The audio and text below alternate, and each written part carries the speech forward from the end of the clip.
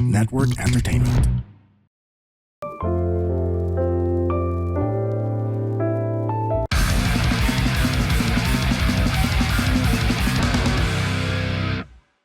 Hello, welcome na naman sa isang HKM, ang paboritong podcast ng mga nagdidilig. So, dito rin ako, Andren Bernardo, the man with the plan, aka ang Howard Stern ng Pilipinas. Hindi, joke lang.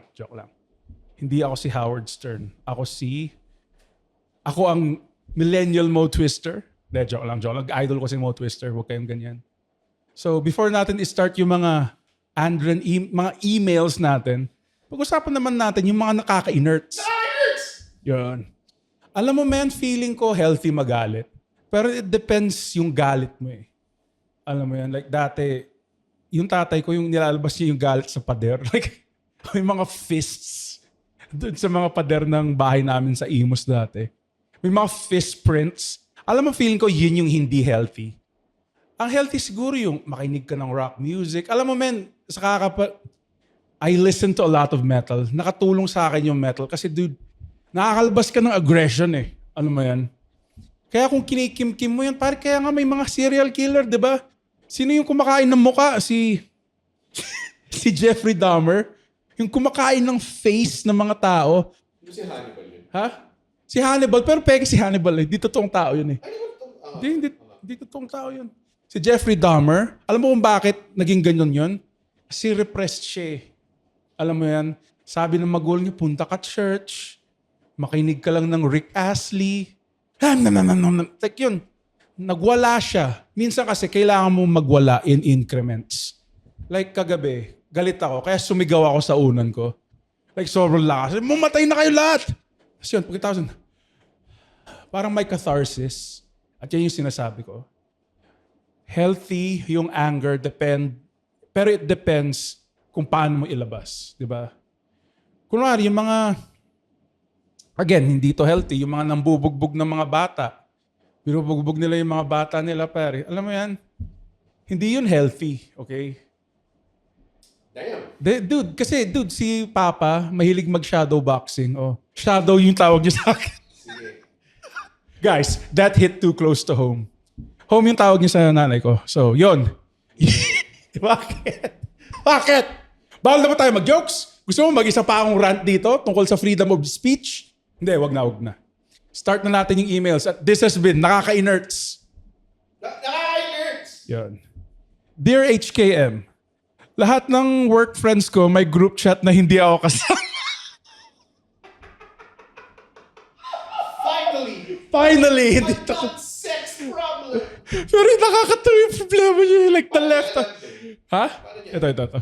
Nalaman ko lang ito nang may pinag-usapan silang inside joke habang lunch break. At ako lang yung hindi nakakaintindi. Noong una, inisip ko na baka para lang iyon sa isang project o team task. Pero itong mga nakarang buwan, napansin ko madalas silang magplano ng dinner, coffee runs, at kahit weekend hangout sa group chat na yon. Nakikita ko lang sa social media mga pictures nila na magkakasama at minsan nalalaman ko na lang tungkol sa mga iba yung mga lakad nila at yung mga nangyayari. Hindi ko alam kung may nagawa ba akong mali o kung sadyang hindi lang nila ako trip. Kapag nasa opisina naman kami, mabait sila sa akin at maayos naman ang pakikitungo nila. Dahil doon, lalo ako nalilito kung bakit parang hindi ako bahagi ng grupo kapag tapos na ang trabaho. Minsan, naisip ko kung masyado lang ba akong sensitive pero hindi ko maiwasan masaktan at mag-overthink. Dapat ko bang tanungin sila kung bakit hindi ako kasama sa chat? Or bakit ayaw nila akong tanggapin as work friends? Sana matulungan mo ako, Mr. Scene Zone. Itong problema mo? Baka ayaw ka lang nila, baka mabaho ka. Baka it's as simple as that o kaya bad breath ka. Alam ko, yun yung for the longest time nung grade 1 lang kasi pumapasok ko minsan na hindi naliligo eh. Nice. Grade 1, Red. Okay, di na naulit.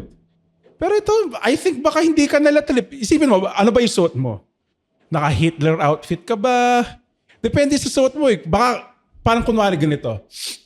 May niregalo sa akin si Red, t-shirt siya, tapos nakalagay lang edit sa muka. Especially dito. Kahit na, nakalagay lang sa kanya, etits sa mukha eh. Oo, meron namang symbol ng tite. Ha? May symbol siya ng tite. Pero syempre, nakaka-off, baka may off-putting lang sa'yo. Again, not saying like masama maging unique or like masama maging outgoing sa pagfa-fashion or sa ugali. Pero kaya natin iniiwasan yung taong grasa, di ba? Yan yung mga unique. Yan yung mga outgoing. Pupunta sila. Sila yung mga tunay na unique. Pero alam mo, hindi ko sinasabing mag-adjust ka. Pero like ito, you might be left out nga kasi baka outcast ka. Pero depende. Baka mas iniisip mo yung pagiging outcast mo sa isang grupo kaysa yung grupo mismo. Malay mo, jolog silang lahat. Malay mo, baduy sila. Diba? Depende. Kung cool sila, baka doon ka na ma-conscious.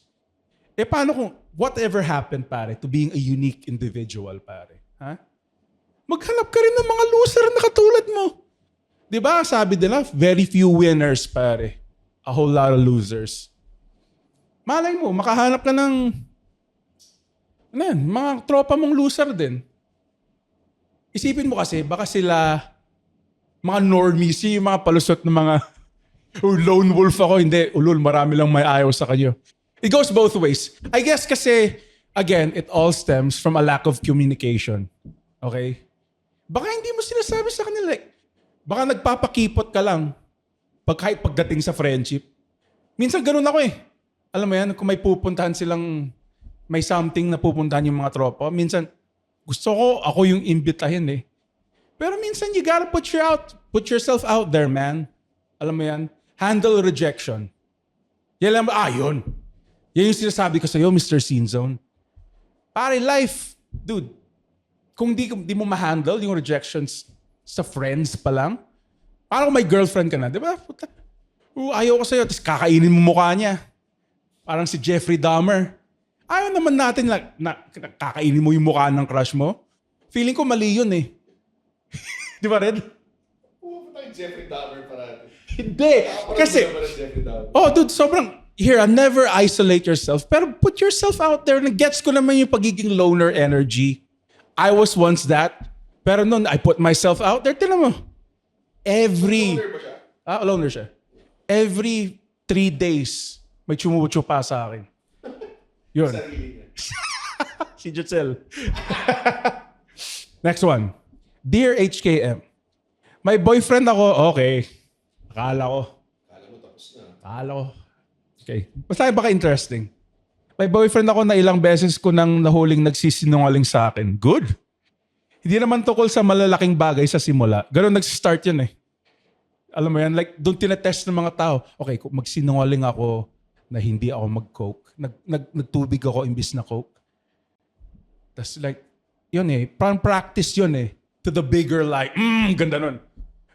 That's how liars work. I think that's how lies work. You know, you start with the small lies to see if you can get away with the small lie.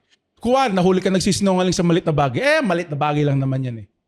Pero ang ginagawa mo, tinetraining mo yung mga tao to the bigger lie. Kunwari, kinain ko yung puwet ng kapitbahay namin. Yun yung bigger lie na parang natutunan ng pansin. Bigger light tea. Ha? Bigger light tea. Ano yun?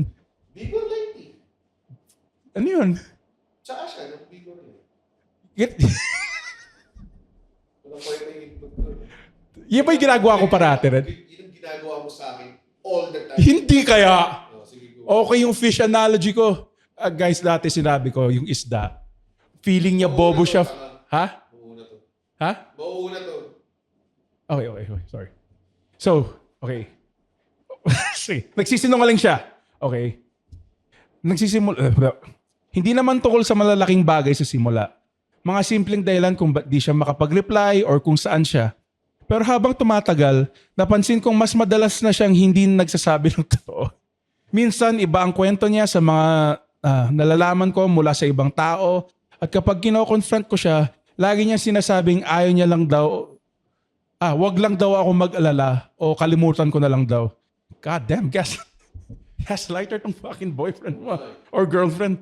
Girl, escape button na, man. Like, god damn. Okay. Baka may redemption siya. mahal ko siya at pinahalagaan ko ang relasyon namin.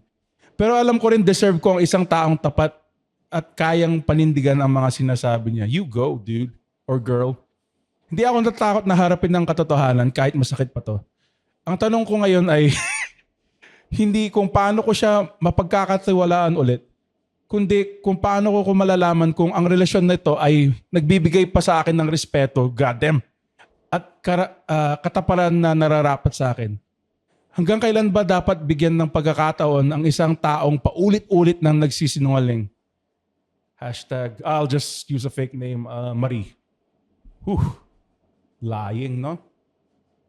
Ewan ko eh. Like, hindi ko dinedefend yung boyfriend mo, Maria, pero ito yung mga times na nagmumukhang dinedefend ko eh. Like, masama magsinungaling nga, pero gumagana eh, no? Gumagana siya eh. Like, alam mo kung bakit? Like, kaya nga may white lies, di ba? Di ba? Again, yung sinabi ko kanina, doon nga nagsisimula yan sa maliit na bagay. Feeling ko, ewan ko, tangina, hirap nito. Yung worth mo? Kasi may mga iba rin sinasabi nila, pag hindi mo alam, okay lang eh. Pero would you want to know? Yun nga lang yan. Like, kunwari, hypothetical. Like, may jowa ka. Sobrang saya mo. Like, 7 natin, 10 years na kayo. Pero nung 6th year, bago kayo nag 10 years, nag-away kayo, tas may nangyari. Like, pero nung nagkabalikan kayo, hindi mo sinabi, pero alam mo yan, 4 years na kayong masaya afterwards. Alam mo, parang worth it pa ba? Sabihin yung totoo? Man, like, ewan. I guess, pero itong guy na to basura eh. Like, upfront na eh. Simula pa lang eh. Mahirap eh. Paano kung nagwa-white lie siya? Alam mo, fuck that. Fuck him, I guess. Maghanap ko na lang ng iba. Gusto ko i-defend eh. Kasi medyo ito ata yung real ass dude of the week. Hindi siya yung real ass dude of the week. Pero I will say, man, like, that's why lying works. Tinan mo, tumagal ka pa ng ganito katagal kasama siya. Baka ikaw yung tanga. Sakit. Pero HKM to. Tough love tayo dito sa HKM. So, I guess, seryoso, maghanap ka na lang ng iba. And I think malalaman mo kung nagsisinungaling daw yung isang tao, kung tumataas yung boses niya pag nagsisinungaling. Or like lumalaki yung nostrils. Tumitingin sa kaliwa. Tumitingin sa kaliwa. Testing natin. Malaki titi ko.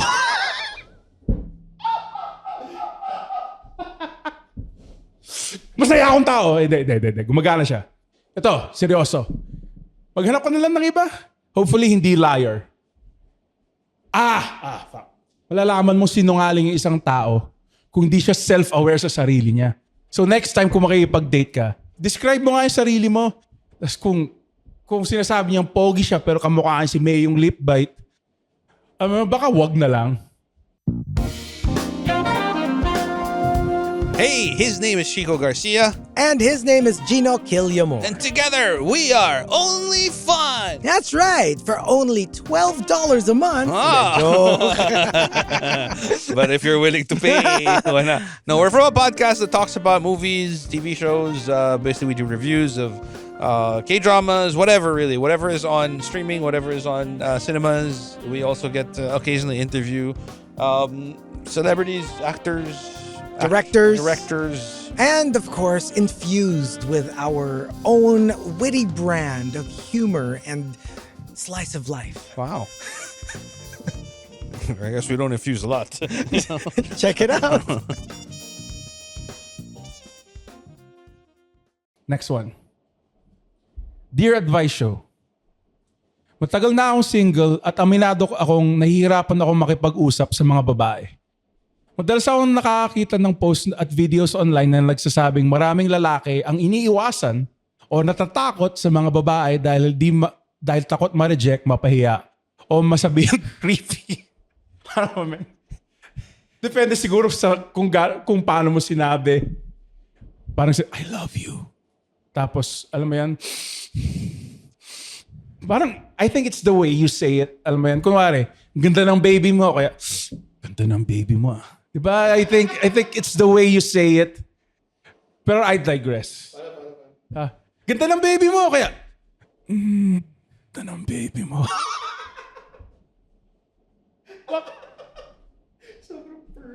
Baka kasi, it's the way you say it eh.